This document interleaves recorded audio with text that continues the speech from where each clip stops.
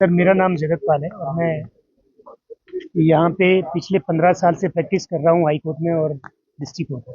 आज जो मस्जिद मामले को लेकर की तरफ से क्या पक्ष रखा गया है, उनकी तरफ से क्या पक्ष रखा गया सर, ये लोकल रेजिडेंट्स की आज मजबूरी थी कि 14 साल के बाद वो पार्टी बने हैं इस केस में आकर के, क्योंकि पिछले 14 साल से लेकर के आज तक कोई भी इफेक्टिव कार्रवाई इस कोर्ट में नहीं हुई, क्योंकि इससे पहले किसी गलत आदमियों के खिलाफ एक केस चल रहा था और बीच में लगभग 13.5 साल के बाद वक्फ बोर्ड की एंट्री होती है कि हम इसके मालिक हैं।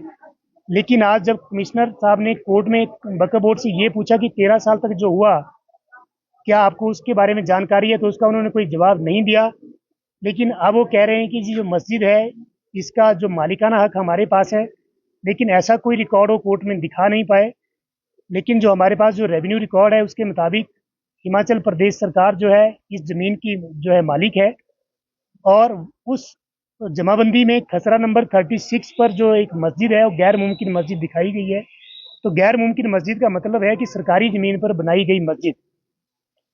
तो हमारा यही कहना है कि एनक्रोचमेंट को लेकर के हम किसी संप्रदाय के बारे में बात नहीं करते। मैं एडवोकेट हूँ, मेरे लिए हिंदू मुस्लिम सिख ईसाई सब बराबर है, और हमने अपनी 20 पेज की एप्लीकेशन में कहीं पे भी हिंदू और मुसलमान शब्द का हमने यूज़ नहीं किया है।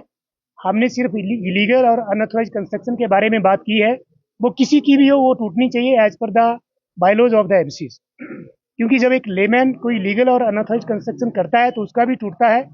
अगर टूटे ना तो उससे पहले उसका बिजली पानी डिस्कनेक्ट किया जाता है, लेकिन जो अभी तक इस केस में नहीं हुआ है। कोर्ट में क्या कहा है और 5 तारीख की डेट दी गई है, तो उसमें सर, 5 तारीख के लिए मांगा गया है। जो वक्फ बोर्ड ने आज जो जवाब दिया है उसके ऊपर कंसिडरेशन होगा, और जो लोकल रेजिडेंट्स की तरफ से जो हमने दलीलें रखी हैं और जो हमने जो अपनी जो एप्लीकेशन 20 पेज की दायर की है उसके ऊपर जवाब देंगे।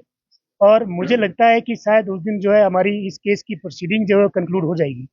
जिस तरह की 20 पेज की आपने वहाँ पे एप्लीकेशन यहाँ पर दी है और उसमें अन्य गतिविधियां भी होती है, तो कुछ ऐसी मेजर जो सर देखिए, हमने कोई ऐसी गतिविधि नहीं लिखी है जो किसी भी कम्युनिटी को लेकर के स्पेसिफिकली हो। हमने कहीं नहीं लिखा है कि हिंदू ये करता है मुसलमान ये करता है। हमारा जो ग्रीवांस है वो सबके लिए है, वो हिंदू मुस्लिम सिख ईसाई सब धर्मों के लिए है।